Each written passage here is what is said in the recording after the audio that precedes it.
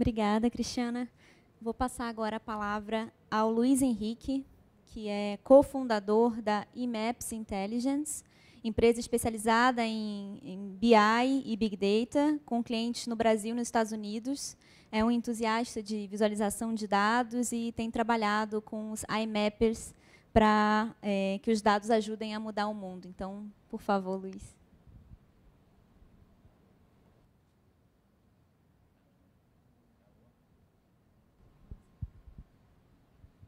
Alô?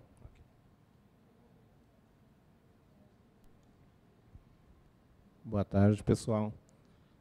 É interessante que a Cris terminou a fala dela dizendo que, no fundo, o maior desafio é a mudança de hábitos, e eu vou tangenciar isso aqui na minha apresentação hoje. Meu nome é Henrique Portela, eu falo em nome da Imaps. Como foi falado ali, a gente trabalha dentro das organizações, então eu estou num painel de dados abertos, mas eu trabalho a maior parte do meu tempo com dados fechados dentro das organizações. Mas eu quero falar um pouquinho do desafio que acontece lá dentro das organizações para usar esse dado com inteligência. Nós trabalhamos só com sistemas ligados à inteligência. E como é que esse desafio ele aparece também no uso de dados abertos. Aqui. Ok. Obrigado. Aqui, né? Ah, tá, estava desligado. Então, pessoal, dentro do foco do nosso debate aqui, que tinha uma pergunta orientadora, eu fui num ponto bem específico dessa pergunta orientadora, que é o desafio enfrentado para publicar e reutilizar dados governamentais em formato aberto. E vejam que eu botei ali o grifo no utilizar dados no formato aberto. E por que eu fiz isso, pessoal? Porque, segundo esse nosso amigo aí, o Goldratt, que escreveu uma obra bem interessante, que deu vazão a essa teoria das restrições, e que é conhecido popularmente por qualquer um de nós, mesmo quem não teve acesso a um estudo mais formal, que qualquer corrente é tão forte quanto o seu elo mais fraco. Então, eu posso ter uma corrente de 1 quilômetro, ela vai ser a força daquele clips ali, é a força máxima dessa corrente. E o interessante disso é que, quando eu atuo no ponto mais fraco, eu estou melhorando a capacidade total dessa corrente. Eu quero dizer também que, embora dados abertos seja um campo muito amplo, eu vou estar focando aqui na minha conversa com vocês especificamente no uso de dados abertos estruturados. Tá?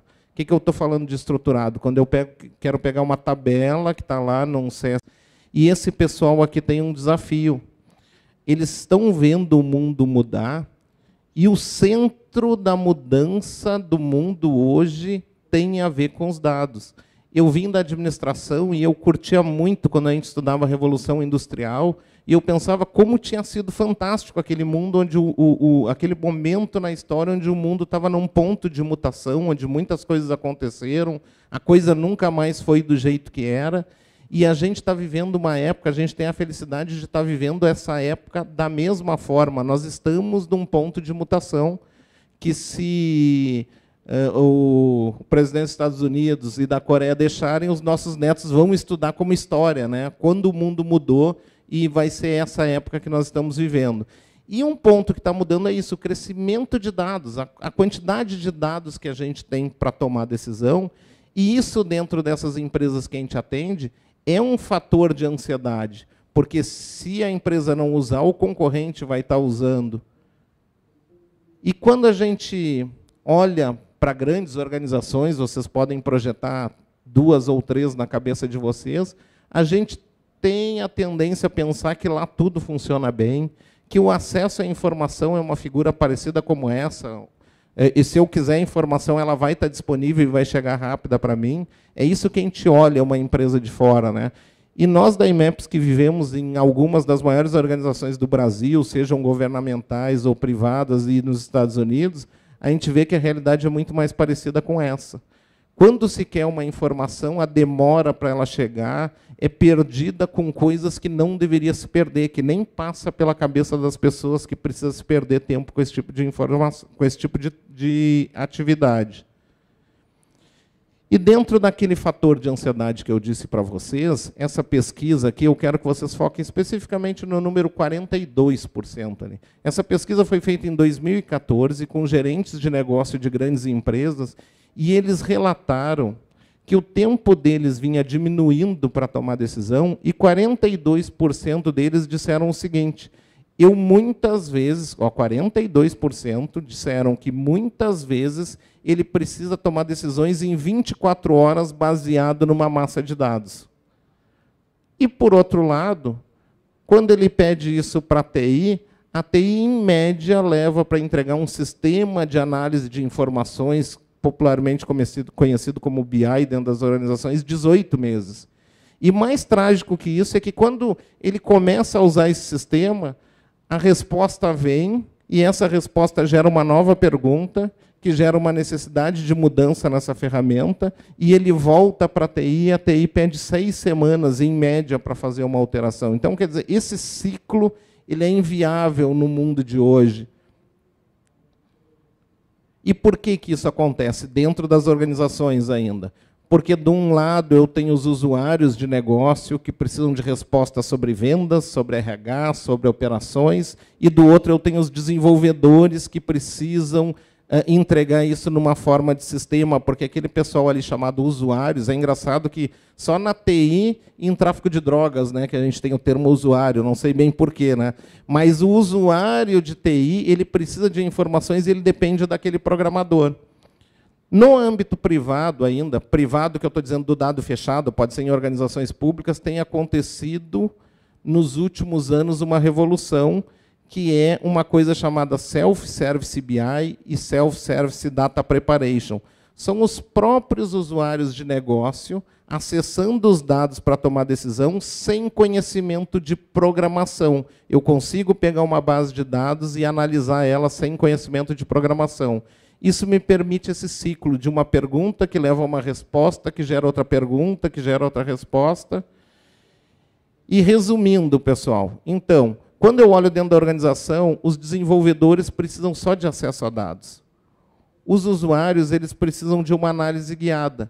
Já esse pessoal que tem surgido aqui, eles precisam de ferramentas para isso.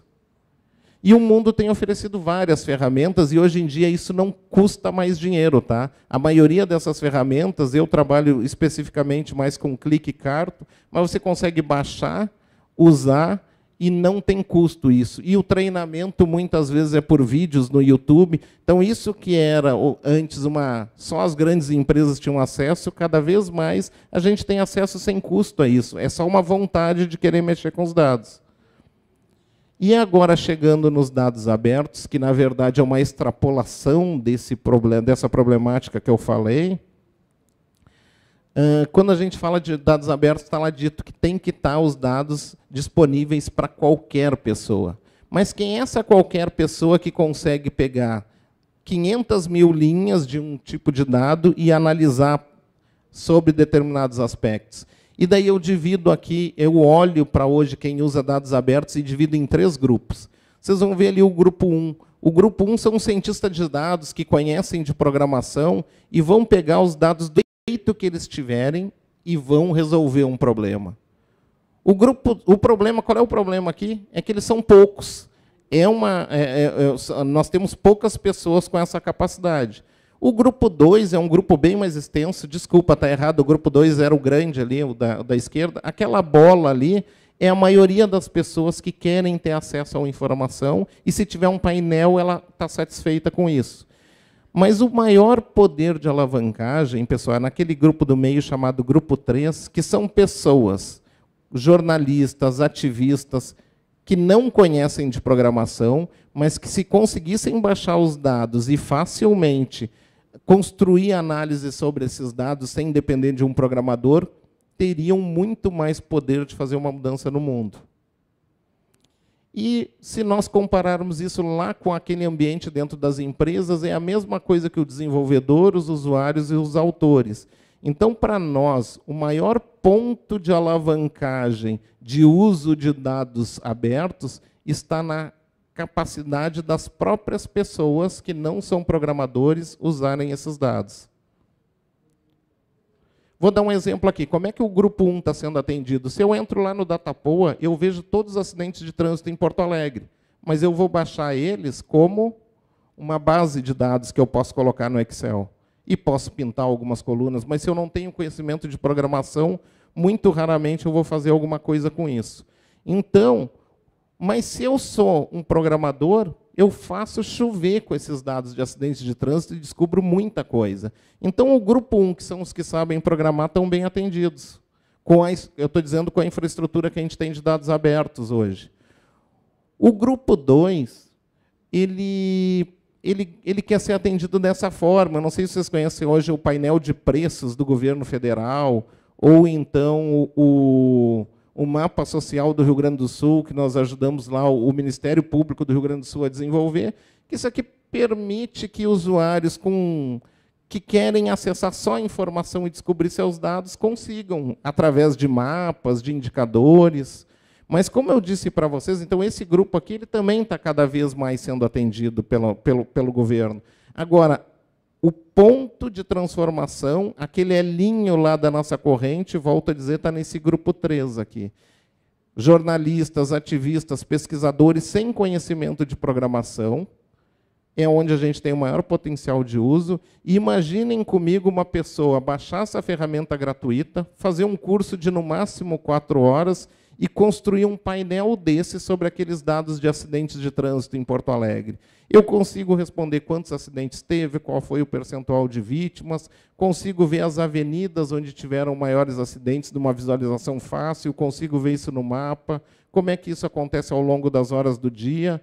Então, a partir do momento, na nossa visão, que as pessoas que querem responder coisas a partir de dados começam a mexer nesse tipo de ferramenta, e tem diversas por aí, é aí que a gente entende que há o ponto de mutação, onde realmente as pessoas que querem responder coisas com dados abertos vão conseguir mudar a sociedade. É isso, pessoal. Obrigado. Essa era a minha